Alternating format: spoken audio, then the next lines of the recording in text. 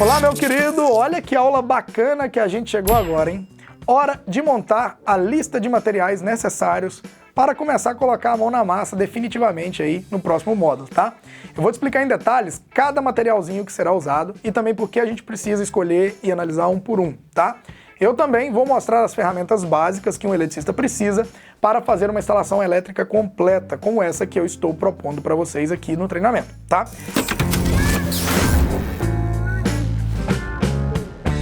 Ok, meu querido? Então aqui temos, de uma forma mais aberta, tudo que a gente vai usar no terceiro módulo, né, que é a montagem, o início da montagem do nosso quadro que está logo à minha frente aqui. Bom, começando aqui algumas ferramentas, vocês vão ver mais em detalhes, mas eu vou estar utilizando alguns alicates, chave Phillips, chave de fenda, que nem vocês já sabem, ó. Fenda, Phillips, aqui eu tenho chaves isoladas, então são chaves que me dão uma proteção de até 1000 volts, não corre aquele risco de encostar uma chave dessa num ponto energizado. Apesar da gente não trabalhar energizado, um eletricista é bom que tenha chaves isoladas, tá bom? Tem aqui alguns alicates convencionais, esses aqui são os alicates de corte e de bico, esse aqui é o de corte, esse aqui é o de bico. A gente usa menos o de bico na área elétrica, mas é bom ter ele também. O alicate universal, que é muito utilizado, né? Esse modelo que eu tenho aqui é um da Tramontina, mas você vai encontrar modelos melhores aí da Belzer, da Gedore, né? Tem muita qualidade essas ferramentas, tá? Aqui eu tenho um alicate decapador, que a gente vai utilizar bastante. Você consegue decapar um cabo sem esse alicate? Consegue, com alicate de corte, alicate de universal, mas esse aqui é um alicate muito bom para decapar principalmente a ponta dos cabos. Inclusive eu tenho um outro modelo dele aqui também, ó. Esse aqui é mais encontrado ainda no mercado, que esse aqui é um multifunção. Então ele decapa, ele corta também, né? Ele tem a opção de corte, ele decapa. Vocês vão ver na prática ali, a gente vai estar utilizando na prática mais esse modelo aqui, mas você consegue ter os dois alicates para decapagem de cabos principalmente, tá? E temos também aqui, ó, um alicate de prensar terminais, que eu vou ensinar para vocês, que é bom você ter. Logicamente também você consegue fazer alguma prensagem de terminais com alicates, né, universais? Consegue, mas a compressão perfeita mesmo no terminal, que são as outras pecinhas que eu vou mostrar daqui a pouco, vocês conseguem com esse camaradinho aqui, tá? Além disso, na nossa montagem, na nossa estrutura, nós vamos utilizar os plafons, todo mundo conhece, né, que é para colocar no teto para receber a lâmpada. Ali na parede nós vamos utilizar conduítes, vocês vão conhecer desse material, que a gente passa os fios aqui dentro. Então você já deve ter visto isso em obra também alguma vez. Ele fica embutido dentro da parede, no nosso caso nós vamos fazer por fora para você ver o caminho que a instalação vai estar fazendo.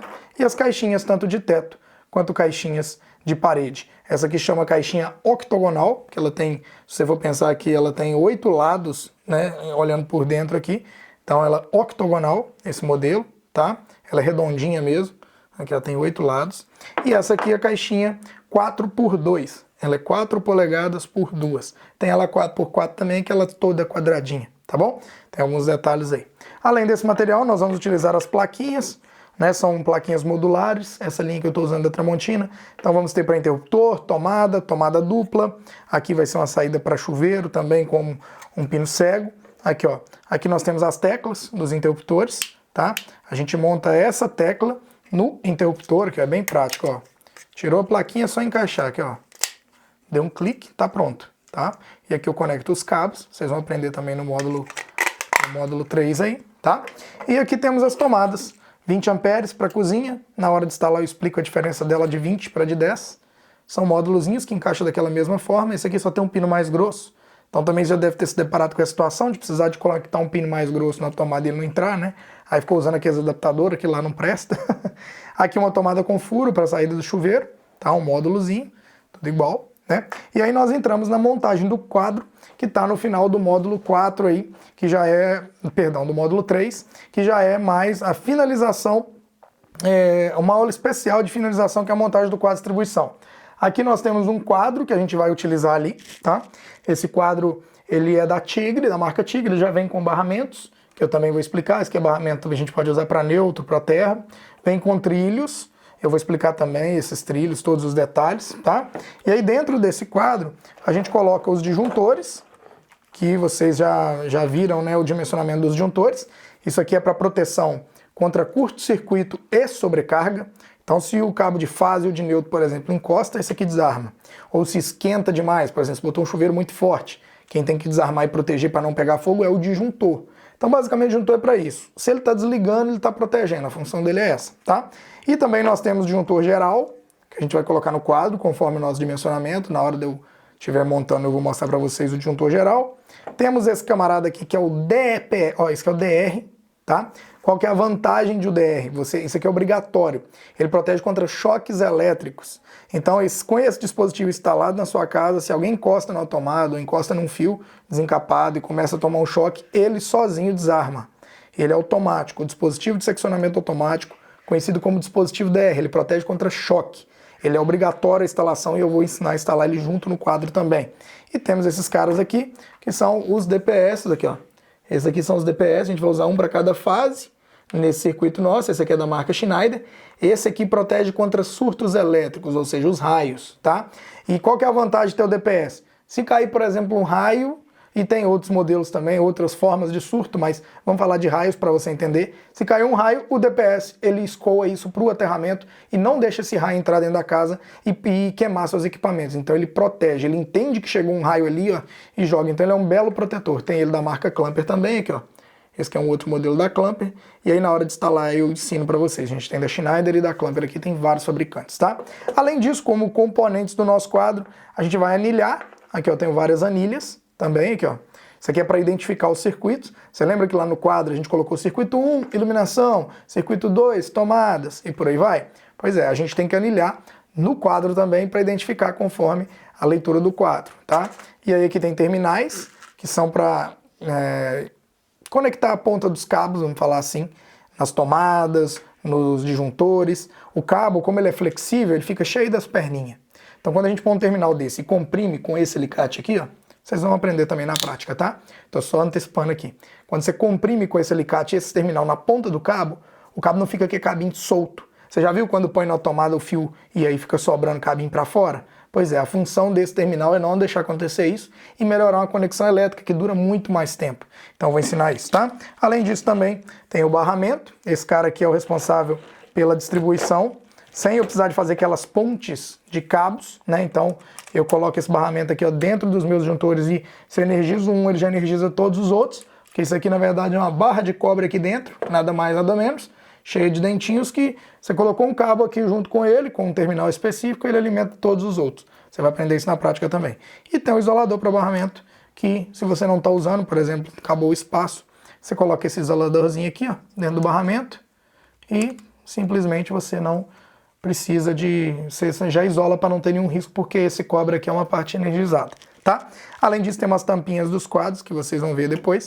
Isso aqui é para fazer o isolamento das partes, dos espaços reservas do quadro, tá? Bom, basicamente é isso que eu tenho para passar para vocês. Temos também uma aula agora, um trechinho de aula que eu peguei do nosso estoque aqui, para você aprender um pouco mais sobre ferramentas, as 10 principais ferramentas para se começar na área elétrica, tá? Essas aqui vão ser as básicas que a gente vai usar para montar aqui no estúdio, mas tem algumas outras ferramentas complementares que na obra são altamente necessárias, tá bom? Então continua com esse vídeo aí.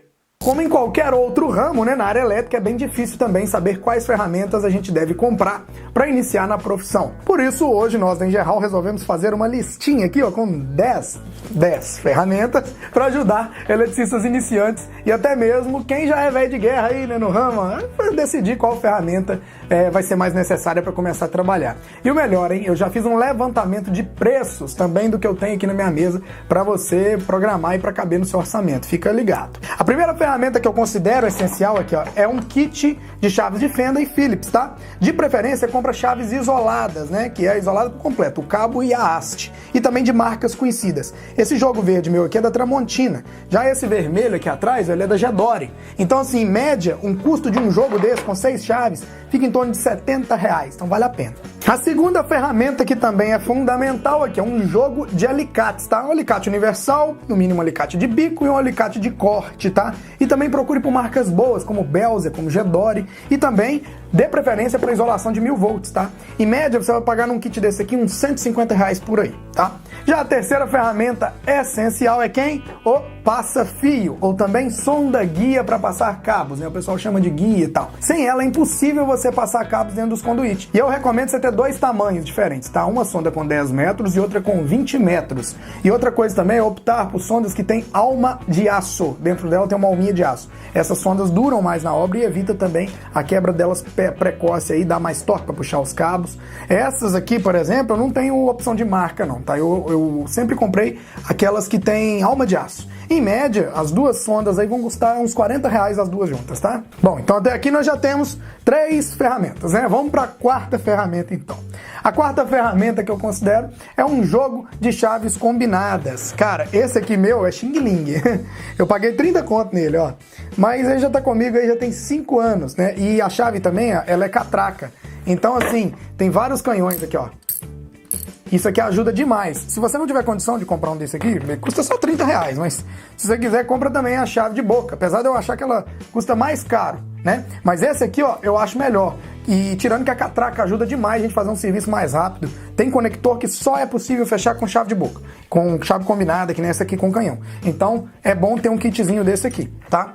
Bom, já a quinta ferramenta que eu considero é o alicate de pressão. Esse cara aqui, ele salva a gente aí, dependendo do tipo de conector, tá? Tem conector, cara, que se você, por exemplo, o conector bimetálico, né? Se você, é o split bolt, se você não tiver um alicate desse aqui, você não tem como fazer o serviço, tá? E ele custou aqui pra mim R$20 e já tem mais de 3 anos que eu tenho esse aqui, é o último que eu comprei. E como ele não é de uso constante, isso aqui custa estragar.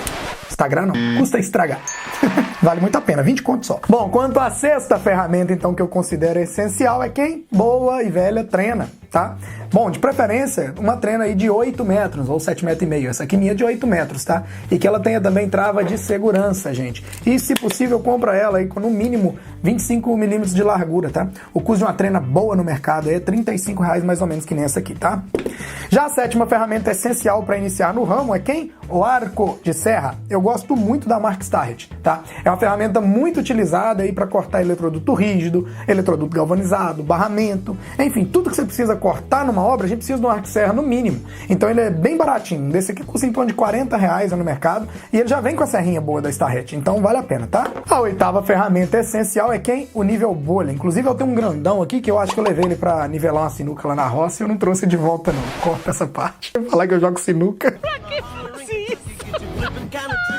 Mas assim, gente, é essencial. Eu gosto mais dos de alumínio. Cara, sem um desse aqui, a gente faz tudo torto, velho. Eu já vou te falar, eu comecei a aprender a usar um desse de um tempo pra cá. E a gente coloca eletroduto, canaleta. Só com o nível bolha desse aqui, dá pra você pegar esse serviço de eletroduto aparente, tá? Mas fica tranquilo que também é bem barato. Com R$20, assim, você compra um desse aqui, ó. Esse aqui é da marca Fender, mas você pode comprar. Isso aqui não dá problema, não. Bom, já a nona ferramenta, né, para um eletricista iniciante, gente, tem que ser, no mínimo, um alicate amperímetro. Né? Eu tenho vários aqui, ó. Tudo é amperímetro. Esse aqui é o watímetro, Brenner. Você botou o watímetro aqui, Brenner. W é watts, Brenner.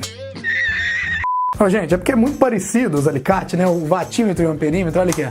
Só que como é que eu sei que ele é um amperímetro? Eu leio o Azinho aqui, o outro tem W, o amperímetro não tem W de watts. Aí o Breno acabou confundindo. Bom, mas voltando, agora eu troquei, né, o nosso watímetro, o nosso amperímetro, até eu tô errando aí, ó. Ele serve para medir as grandezas elétricas, né? A gente mede tensão, mede corrente, resistência, a gente pode fazer teste de continuidade. Enfim, para mim, é a principal ferramenta que um eletricista deve ter, independente de ser velho de guerra ou iniciante. Ele analisa tudo numa instalação pra gente. Eu tenho aqui o da Fluke, eu tenho esse da Ryoki, tem ele da FLIR, né, com câmera térmica, que é o mais top. E para iniciante mesmo, ó, esse aqui é o Minip, ele é muito bom. Ele custa em média R$120 e ele atende para quem tá começando. Ele tem várias escalas aqui e tem várias funções. Inclusive, também é bom, gente, que eu não coloquei aqui, vocês terem uma chave de teste aqui, ó. Uma chavinha de teste, de preferência essa aqui, tá? Mas aí não vou deixar ela para décima, não. Coloca a chave de teste junto com os amperinhos como se fosse a nona ferramenta aí para mim. Bom, e por fim, a 10ª ferramenta que um eletricista iniciante deve ter. Não foi a minha realidade, eu custei a comprar uma dessa, mas assim, parafusadeira e furadeira, de preferência a bateria, cara. É muito mais, eu sou muito mais a bateria. Eu tenho duas aqui, tá? E assim, muita obra a gente não tem energia. Então ter uma parafusadeira, a bateria é melhor. Essa aqui é de 20 volts, essa aqui é de 12 volts, tá? Em média, uma dessas aqui custa R$300 no mercado. Essa aqui é um pouquinho mais. Mas assim, Makita, Bosch, são ótimas marcas. Eu tenho essa da DeWalt, que era um sonho meu ter uma dessa da DeWalt. E aí eu comprei ela já tem mais ou menos também uns 3 anos e ela resolve meu problema, viu? Eu gosto muito de parafusadeira e assim, dá pra comprar em até 10 vezes. Então você vai lá, R$300, vai ficar R$30 por mês sem juros. Então vale a pena, se você puder, investir numa parafusadeira no começo, sim, e que fure também. Essa aqui, por exemplo, tem Paxa. Ela tem aqui, ó, a parte de martelete. Então assim, tá bem surradinha, mas é boa, tá? Vale muito a pena. Bom, enfim, somando aqui as 10 ferramentas básicas, né, que eu falei, nós temos um investimento total de R$825. Logicamente, você vai querer acrescentar outras coisas no meio, aí o preço sobe, ou você pode também substituir algumas coisas, porque não é tão importante para você cair um pouquinho. O objetivo dessa lista, gente, é dar um caminho, mesmo para quem não sabe onde começar. A vantagem é que dá para comprar muita coisa aqui, dividida em até 10 vezes, como eu falei. Então, se você faz uma prestação aí de até R$100 por mês, você compra as ferramentas para começar a trabalhar e vai ganhando dinheiro e comprando outras ferramentas. Se você instala 2 chuveiros, por exemplo, cobra R$50 para instalar um chuveiro, você já paga a prestação das ferramentas, tá? A dica, gente, é nunca comprar a ferramenta desnecessária, só porque você tem vontade. Ah, André, meu sonho é ter uma betoneira. Véi, fala pra mim onde é que você vai pôr essa betoneira. Tipo, mas, por exemplo, um martelete. Você não usa tanto martelete hoje, então é melhor, toda vez que você precisar, você alugar um desses para quando você precisar. É a mesma coisa com o terrômetro, ele tá por aqui. Mas assim, o negócio é o seguinte, se você não tem condição de comprar um terrômetro agora, aluga. E com o tempo você pode querer comprar ou vai alugar, depende da sua necessidade. Gostou dessa organização, meu querido? Ó, tanto a lista de materiais quanto a lista de ferramentas, né, que a gente mostrou no treinamento, eu tô disponibilizando logo abaixo aqui na descrição da aula, tá? Então você pode baixar a sua cópia e usar aí nas suas próximas obras para não esquecer de nenhuma ferramenta e de nenhum material, tá? Para fechar com chave de ouro, mais este módulo, na próxima aula nós vamos dar uma relembrada em tudo que a gente aprendeu até aqui e posteriormente eu vou liberar mais um simuladinho bacana para você continuar testando seus conhecimentos adquiridos e se preparar para o próximo módulo. Nos vemos então na próxima aula, meu querido, e até já!